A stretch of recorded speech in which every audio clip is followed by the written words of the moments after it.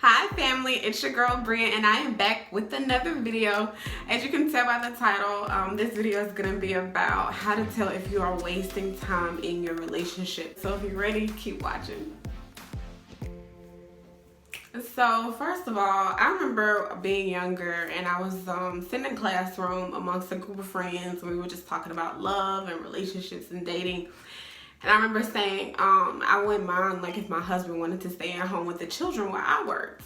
And that day, I believe we had an older substitute. She was really old school and different things of that nature. And I just remember when she heard what I said, she just freaked out. She was like, I pray the Lord takes that out for you, takes that mentality away from you. You know, you want to be with somebody that's equally yoked. And I completely agree. But I think that, you know, when we think of equally yoked, we think of someone who makes the same type of money we make. We think of someone who works in the same industry as us, someone who flows in the same social groups. And I think that being equally yoked has more so to do with the kind of emotional connection and chemistry and lifestyle. I hate when that happens. I think that equally yoked has more so to do with those things because those are the things that's going to sustain the relationship as opposed to what we got and who we know and all of that extra stuff. So when it comes to whether or not you're wasting time in your relationship, one of the things that you want to look for is whether or not you're an op, okay?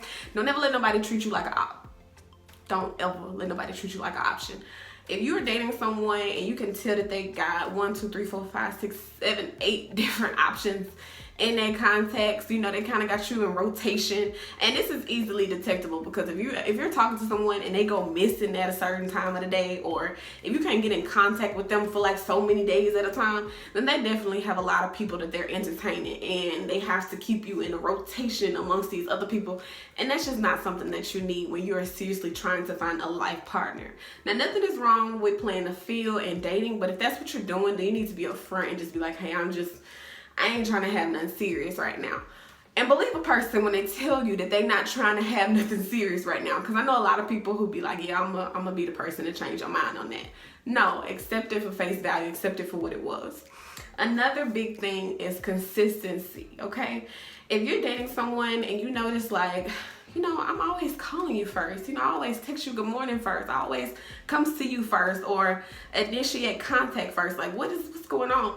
If that's the case, then that's something that you definitely want to pay attention to, because if you are making someone a priority in your life and you're set aside time for them, then you definitely want to make sure that that is being reciprocated. Because again, you know, with social media, with these dating websites, I know that we have options and our options have probably multiplied times 20 at this point.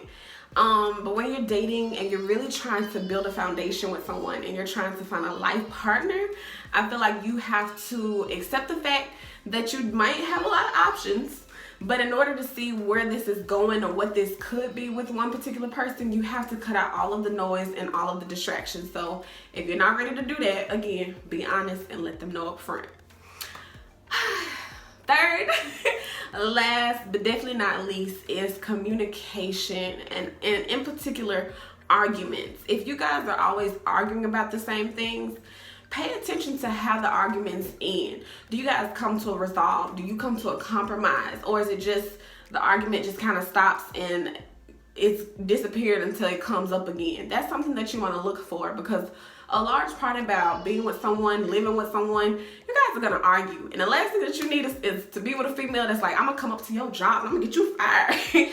And the last thing that a woman needs is to be with a man who gets angry and then gets aggressive. You know what I'm saying? Nobody got time for that. You know, you're too cute, you're too valuable, you're too important for that.